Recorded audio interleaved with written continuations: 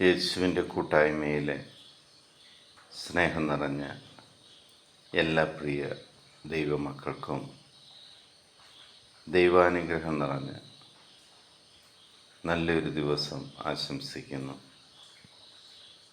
ഇന്ന് നമ്മൾ ശ്രവിക്കുന്ന തിരുവചന ഭാഗം ജ്ഞാനത്തിൻ്റെ പുസ്തകം 18-ാം അധ്യായം 22-ാം തിരുവചനം.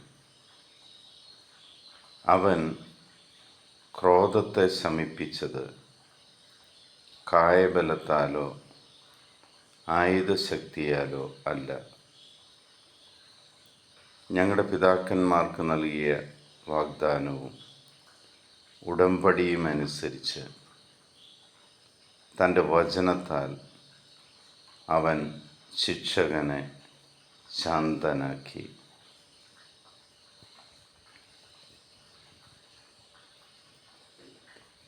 ദൈവവചനത്തിൻ്റെ ശക്തി അതെങ്ങനെയാണ് പ്രവർത്തിക്കുന്നത് എന്ന് വളരെ വ്യക്തമായി തിരുവചനം നമ്മളോട് പറയുന്നു. ഒരു ശത്രുവിനെ ശാന്തനാക്കണമെങ്കിൽ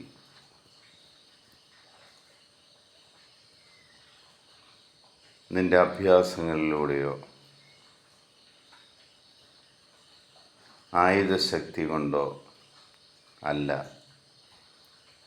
ദൈവത്തിൻ്റെ വചനത്താൽ ക്രോധത്തോടെ വരുന്ന ഒരു ശത്രുവിനെ നിനക്ക് ശാന്തനാക്കുവാൻ സാധിക്കും. നിന്നിൽ തന്നെ ക്രോധം ഉണ്ടായാൽ ആ ക്രോധത്തെ ശാന്തമാക്കുവാൻ ദൈവവചനത്തിന് സാധിക്കും.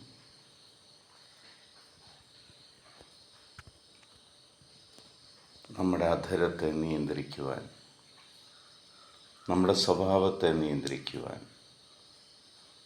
ദൈവവചനം സഹായിക്കുമെന്ന് വളരെ വ്യക്തമായിട്ട് തിരുവചനത്തിലൂടെ കർത്താവ് നമ്മളോട് പറയുകയാണ്. ദൈവവചനത്തിലേക്ക് നമുക്ക് ആഴത്തിലിറങ്ങാം. ദൈവവചനം ഹൃദിസ്ഥമാക്കുവാൻ നമുക്ക് ശ്രമിക്കാം. നമ്മുടെ നാവിനെ നിയന്ത്രിക്കുവാൻ, ക്രോധത്തെ ശമിപ്പിക്കുവാൻ ദൈവവചനത്തിന് ശക്തിയുണ്ടെന്ന് ഉറച്ചു വിശ്വസിക്കുക.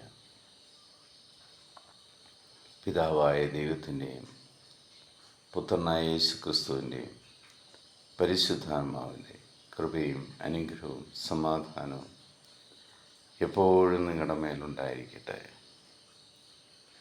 ദൈവവചനം പഠിക്കുവാനും അതിൽ വിശ്വസിക്കുവാനും ഉള്ള കഴിവ് കർത്താവ് നിങ്ങൾക്ക് സമർത്ഥമായി തന്നതിനെ ഓർത്ത് നന്ദി പറയുന്നു. മക്കളെ ദൈവത്തോട് ചേർത്ത് പിടിച്ച് നിർത്തുന്നതിന് ദൈവത്തിന് നന്ദി പറയാം. അവർക്ക് വേണ്ടതെല്ലാം നൽകി വിജയം നൽകുന്നതിന് ഓർത്ത് നന്ദി പറയാം. ലോകത്തിലെ 830 കോടിയിലധികം വരുന്ന എല്ലാ മക്കളെയും ഈശോയുടെ തിരുഹൃദയത്തോട് ചേർത്ത് വെച്ച് അവരെ ദൈവത്തിൻ്റേതാക്കി മാറ്റുന്നതിന് നന്ദി പറയാം. യുദ്ധങ്ങൾ ഒഴിവായി പോയതിന് ദൈവത്തിന് നന്ദി പറയാം. എൻ്റെ കർത്താവും രക്ഷകനും നാഥനും ദൈവവുമായ ഏകരക്ഷകനായ കർത്താവ് ഈശോ മിശിഹായുടെ സർവശക്തനും സർവാധിപനുമായ ദൈവത്തിൻ്റെ സമാധാനം സന്തോഷത്തോടുകൂടി നിങ്ങൾക്ക് ഞാൻ പങ്കുവയ്ക്കുന്നു. ഈശോ മിശിഹായ്ക്ക് സ്തുതിയായിരിക്കട്ടെ.